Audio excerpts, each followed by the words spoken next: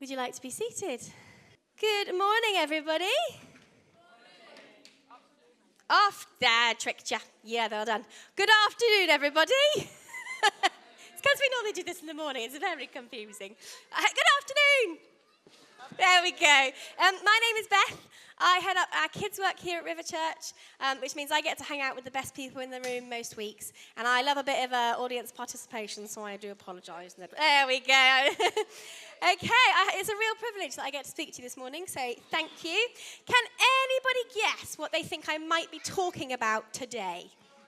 There's a theme. We're building up to something, aren't we? Any ideas? Christmas, yes, well done. I am going to be talking about Christmas. Nothing gets past you lot. But I actually don't think that the Christmas story starts with this baby in a manger that we sing a lot about. I actually think it starts a bit before that. In fact, I think it starts about 4,000 years before that. So if you allow me, I'm just going to set the scene a little bit. So God has made the world. It's amazing. It's brilliant. God plays it cool. He gives the same response most teenagers give when asked how something went. Good. It's good. Yeah. Some stuff really good. Yeah. Okay. And God has made two people, Adam and Eve, and he's placed them in this beautiful, perfect garden. He hangs out with them. They go for walks together.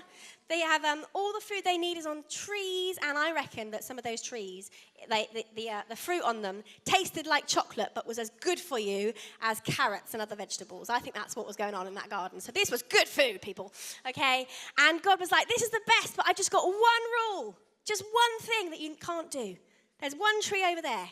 Don't touch that tree. Don't touch the fruit on that tree, because if you eat it, you will die. And then if you know the story, a sneaky, lying snake slithers up. And he says to Eve, oh, are you sure? Did God really say that? No, I don't think so. I think you should have a bite. Oh, I don't think you'll really die. It's okay. It's very tasty. It looks really good, doesn't it? And so Adam and Eve were left with a choice. Do they do what God said? Do they obey what he said? Or do they choose to do their own thing and trust what they think is right rather than what God thinks is right? And sadly, we know the story, they made the wrong choice.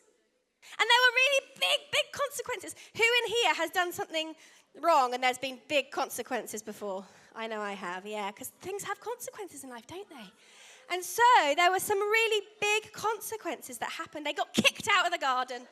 They could no longer be friends with God. They could no longer walk and see him face to face. This thing that's called sin entered the world. Now, sin is it's a horrible word. I don't like the word sin. But sin basically means things that we do that hurt ourselves, whether that's physically, emotionally, mentally, things that hurt other people. I'm sure we've all done things that have hurt other people in our life. And even things that hurt God. And so God was like, this isn't good. I want to be face to face with my people. So right at the very, very beginning, he made a promise. Can you all say a promise? Can you say a promise? Very good. Thank you for the audience participation. I love it. He made a promise. And he said, I am one day going to send someone, a promised one. And that person is going to fix what has been broken here today with Adam and Eve. They are going to fix everything. They're going to get rid of that sin that has separated us from God. They're going to get rid of the sin that hurts other people. They're going to stomp on the head of that snake that whispers in our ear and says, oh, really? Oh, I don't think you should do it the way that God says. I think you should do it in your own way. And I want to tell you that God always keeps his promises. Now, who here likes Christmas adverts on TV? I love them. When they start coming out, I'm like, it's coming, Christmas is coming. And there's always some good ones. There's some naff ones as well, but there's some good ones. And I particularly liked this year the Waitrose. Who's seen the Waitrose Christmas advert? Yeah, where there's a family and they're having Christmas dinner, and then suddenly the dessert goes missing. And so one of the guys is like, oh, I'm going to be an investigator. He's reading a spy book. He's like, I'm going to be the investigator, and I'm going to find out who stole the dessert. Well, today we are all going to become investigators. So this is as close as I could get to a Sherlock Holmes hat. So this is my investigating hat. If I get too hot, I will take it off. Okay, so let's get out our magnifying glasses. Hold it in front of the right eye. Hang on, not the one that's closed. Okay, And we are going to investigate and discover together who this promised one is that God said was going to come.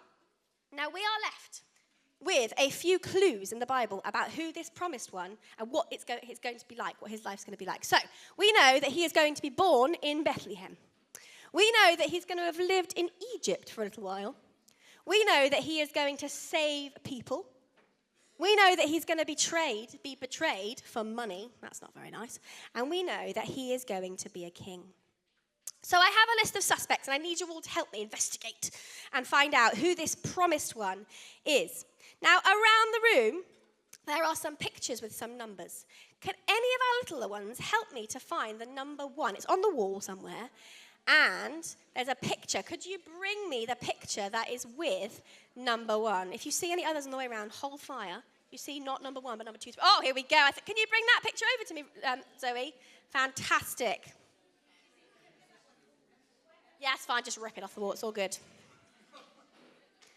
Okay, so suspect number 1. So the picture, in case you can't see it, this is a very nice fetching coat. I think I saw a similar one in H&M the other day. I almost bought it.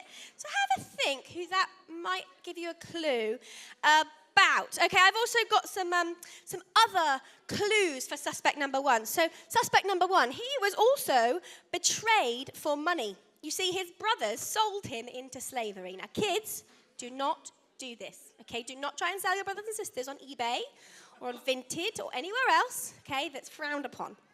But this person, he was betrayed for money. He also lived in the land of Egypt for a while. We're doing well.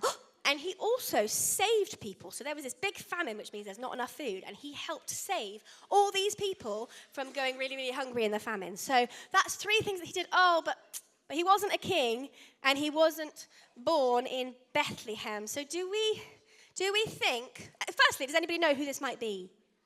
Yes. Joseph. Fantastic. There he is in his nice coat. Joseph. Now, do we think, he's quite handsome, isn't he, for a cartoon?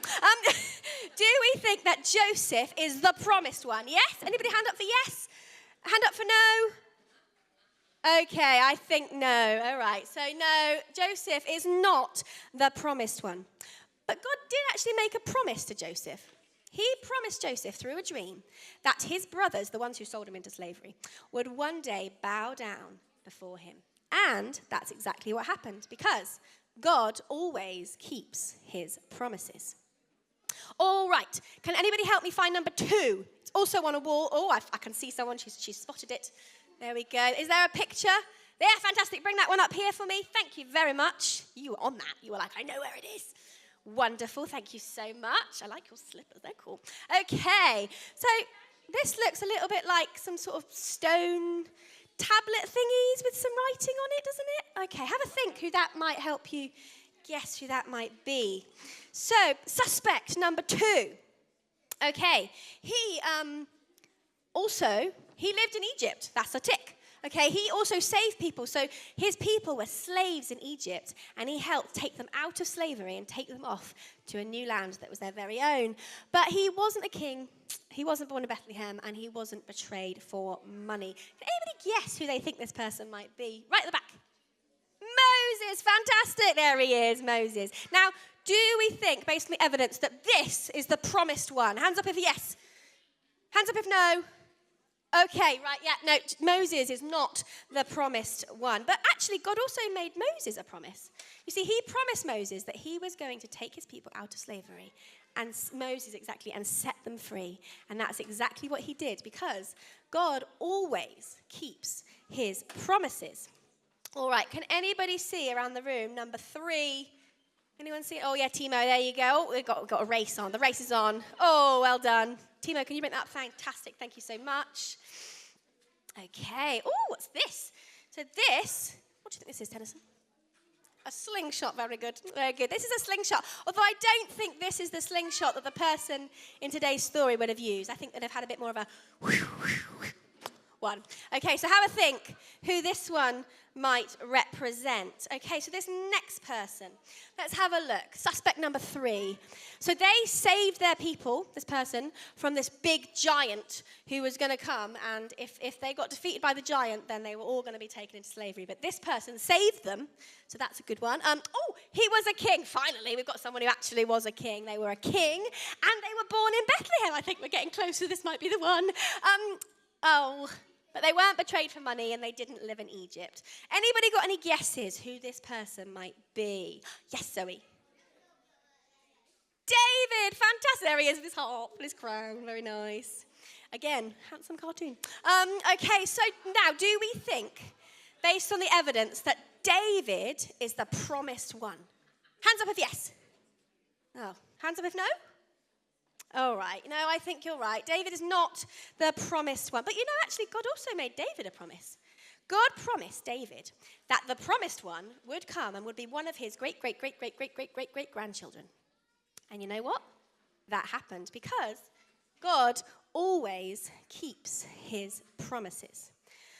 All right, we've only got one suspect left, so I really hope it's this one, otherwise I'm a bit stuffed. So, can anybody find the number 4? And is there, she's primed and ready to go. Fantastic. Oh, I like the bows in your hair as well. Thank you so much. Well done. Anybody know what this is? It's the bed. Well done. It's a manger. That's where sometimes animals eat out of, isn't it? Fantastic, Heidi. Well done. Okay. Have a think who that might help you to represent. So this person, let's have a look. Suspect number 4 was born in Bethlehem.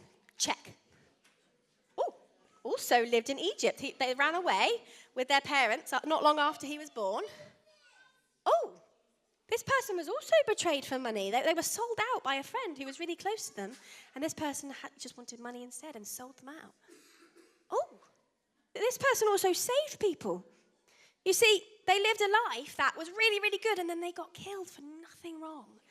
But they came back to life. And because of that, we can all be set free from all that sin that's in us. Actually, this person takes that all away, which means they set us free. They save us. What's the next thing?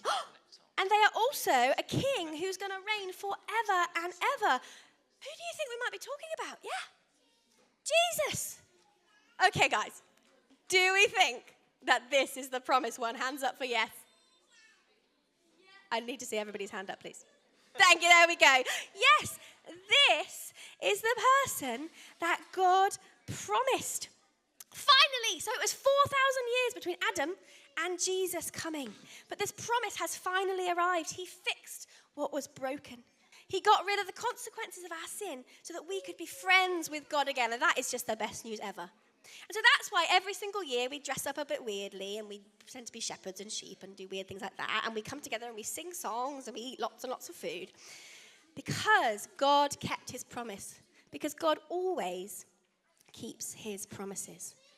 And that is why this picture is something that we celebrate every single year. Now, I started my talk by saying that the Christmas story doesn't just start with the birth of a baby boy. And I want to tell you today that the story of the promise doesn't end with a baby boy. That's not, okay, great, he came, wonderful, that's it. Actually, God promises us, humanity, so many other things. And you know what's really exciting? We don't have to wait 4,000 years for those promises to come true. Actually, those promises, those things that God promises us here and now, we can have right now if we choose to live our life for him and to follow him.